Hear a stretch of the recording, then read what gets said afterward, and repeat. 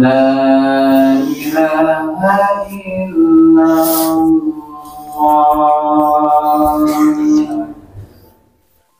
الحمد لله القادر الحليم السائر الذي ليس لابتدائه ولا لانتهائه آخر. أحمده سبحانه وتعالى وأشكره على جميع نعمه ما دام الليل والنهار، وأشهد أن لا إله إلا الله وحده لا شريك له شهادة تنجي قائلها من أحوال المقابر، وأشهد أن محمدا عبده ورسوله سيد الخلائق والبشر. اللهم صل على سيدنا محمد وعلى آله وأصحابه ومن تبعهم بإحسان إلى يوم الدين. Rabbi israh li sadri wa yassir li amri wahlul 'uqdatam min lisani yafqahu qawli. Subhanaka la ilma lana illa ma 'allamtana innaka antal alimul hakim. La hawla wa la quwwata illa billahil aliyyil azim. Qala Allah ta'ala fi kitabil karim wa huwa asdaqul qairin. A'udzu billahi minasyaitonir rajim. Bismillahirrahmanirrahim. Ya ayyuhalladzina amanu taqullaha haqqa tuqatih wa la tamutunna illa wa antum muslimun. Shadaqallahul azim. Hadirin ma'asyiral muslimin, jamaah yang insyaallah semuanya dimuliakan oleh Allah Subhanahu wa ta'ala. Segala puji hanya milik Allah. Selawat serta salam kita haturkan kepada kekasih kita, yaitu Rasulullah Sallallahu Alaihi Wasallam beserta keluarga, para sahabat, dan semoga Allah Subhanahu wa ta'ala mencurahkan rahmatnya atas selawat yang selalu kita panjatkan untuk kekasih Allah Subhanahu wa ta'ala.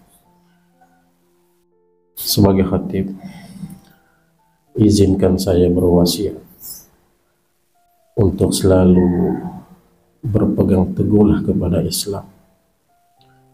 Kuatkanlah fondasi iman.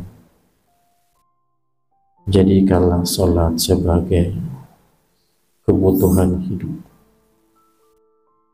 agar kita tidak terpedaya dengan dunia saat ini. Hari ini begitu nampak dengan begitu jelas siapa hamba dunia, siapa hamba jabatan, dan siapa hamba yang memproklamirkan dirinya untuk menghambakan diri kepada Allah Subhanahu wa ta'ala. Maka tingkatkanlah ketakwaan kita kepada Allah. Kita ini disebut sebagai makhluk yang pelupa. Maka agar tidak masuk ke dalam jurang pelupa tersebut,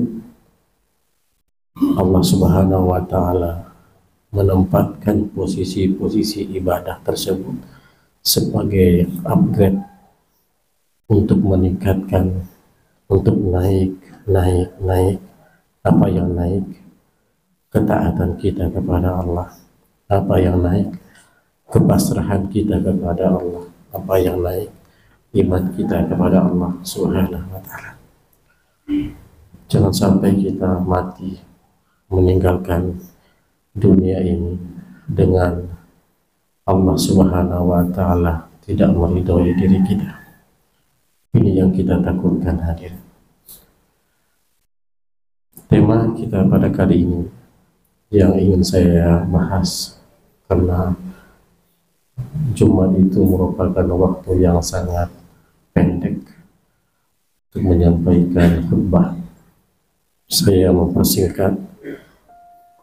Ada 3 perilaku yang dimana perilaku tersebut membuat Allah Subhanahu wa Ta'ala berpaling dari kita. Artinya Allah Subhanahu wa Ta'ala itu tidak memandang kita sebagai seorang hamba, bos saja. Kalau tidak memandang kita sebagai anggota, sebagai staf, itu kira-kira bagaimana perasaan kita? Ibu kita, kalau ibu kita tidak menganggap kita sebagai seorang anak, itu kurang lebih bagaimana perasaan kita? Tentu situasi kondisi yang kita rasakan itu belumlah sesakit ketika kita berada pada alam yang setelah dunia ini. Itu jauh lebih menyakitkan. Bahkan bisa jadi rasa sakit itu akan bersifat khalidina fiha abada. Rasa sakit yang terus bertambah rasa sakitnya. Apalagi ini momentum akhir tahun, yang dimana kita sewajarnya diperintahkan oleh Allah untuk selalu melihat-lihatlah ke belakang, melihat-lihatlah akan waktu yang telah terlewati. Makanya Al-Quran menyebutkan wal tanzur nafsu ma qaddamat lighad. Ada perubahan di situ, ada muhasabah di situ. Itu yang diinginkan.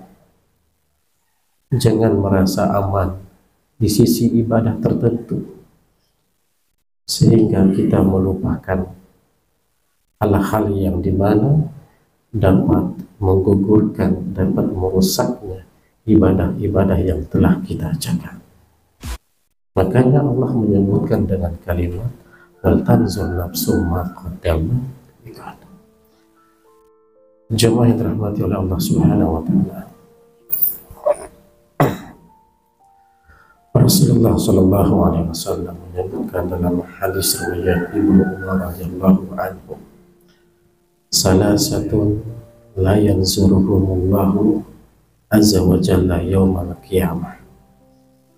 Ada 3 golongan, kata Rasulullah Shallallahu Alaihi Wasallam. Ketiga golongan ini Allah tidak akan memandang hamba dengan kasih sayang Allah. Allah tidak akan memandang hamba dengan rahmat Allah. Kalaulah Allah memandang dengan tatapan kasih sayang, dengan tatapan rahmat Allah, sedalam apapun dosa kita hadirin, seluas apapun dosa kita yang kita tunaikan, ada potensi untuk Allah mengampuni. Ketika Allah memandang hamba itu dengan tatapan rahmat. Akan tetapi kalau Allah tidak memandang hamba tersebut dengan pandangan rahmat, Allah cuek kalau bahasa kita, Allah tidak peduli, Allah tidak ingin tahu, maka jelaslah kemana arah kita. Tidak mungkin surga, tentu arah kita yaitu nerakanya Allah Subhanahu wa Ta'ala. Apakah ketika perilaku tersebut yang membuat Allah memalingkan wajahnya? Yang pertama, sikap yang membuat Allah memalingkan wajah kepada hamba adalah Nabi menyebutkan dengan istilah al-aq liwalidayhi, yaitu orang-orang yang durhaka kepada kedua orang tuanya. Ini hati-hati untuk kita. Jangan menganggap remeh orang tua yang sudah lansia, lantas seenak-enaknya kita campakkan, kita hadik dengan kata-kata yang membuat rasa sakit seorang ibu dengan perilaku kita, sikap ini, perilaku ini itulah yang menghantarkan diri kita menjadi terhina di hadapan Allah Subhanahu wa Ta'ala. Yang kedua, al-mar'atu mutarajjalah, wanita-wanita yang berperilaku seperti laki-laki. Jadi ini tugas berat seorang ayah yang bukan hanya sekedar memberikan semua kasih sayang kepada anak, tapi lihatlah yang mana yang harus ditempatkan rasa kasih sayang kepada anak. Jangan sampai anak yang kita harapkan menolong kita, membantu kita, memberikan syafaat untuk kita, jangan-jangan terbalik hadirin. Laki-laki yang menyerupai perempuan. Hari ini lihatlah keanekaragaman yang terjadi untuk kaulah-kaulah muda. Lihatlah di taman-taman kota hari, ketika ada festival-festival, Masya Allah, muncul, nampak energi-energi yang berubah dari kodrat yang aslinya. Jangan merasa kita sudah aman dengan posisi ibadah kita. Anda sudah haji, Anda sudah umrah, Anda berharap Ramadan untuk bisa bertemu sehingga Anda memaksimalkan Ramadan tersebut. Bahkan Anda memaksimalkan malam Lailatul Qadar. Akan tetapi kalau buah hati Anda tidak jaga, Anda biarkan, Anda tidak nasihati, aspek kedua inilah yang membuat Anda akan terhina di hadapan Allah Subhanahu wa Ta'ala. Dan yang ketiga, Nabi menyebutkan ad-dayus. Siapa dayus itu? Ternyata ada hadis yang menjelaskan tentang apa sebenarnya ad-dayus itu. Salasatun haramallahu tabaraka wa ta'ala alaihimul jannah. Ada 3 golongan yang dimana Allah mengharamkan surga. Tadi Allah tidak pandang dengan kasih sayang. Yang ketiga ini haram surga pada diri seorang hamba. Bukankah keinginan kita, tujuan kita sama untuk masuk ke dalam surga? Akan tetapi Nabi menyebutkan salah satu haramallahu tabaraka wa ta'ala alaihimul jannah.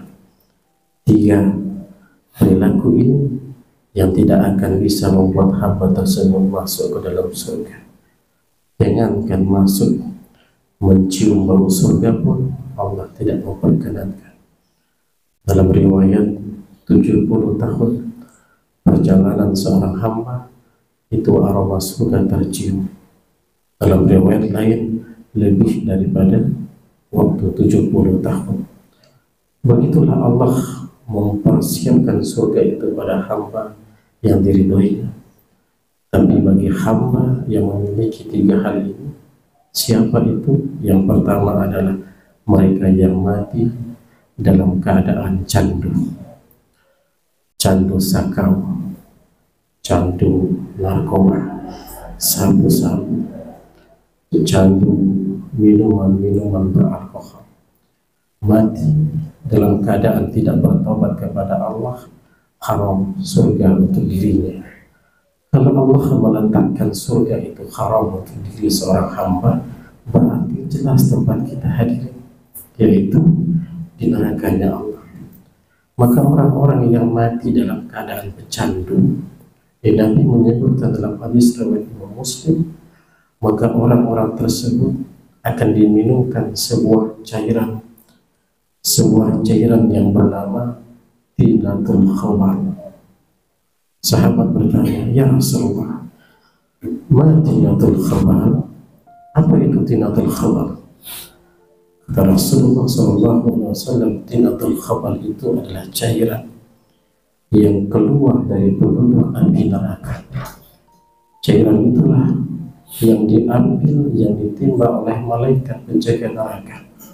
untuk diminumkan kepada para pecandu-pecandu alkohol, pecandu-pecandu sabu, pecandu-pecandu sakar.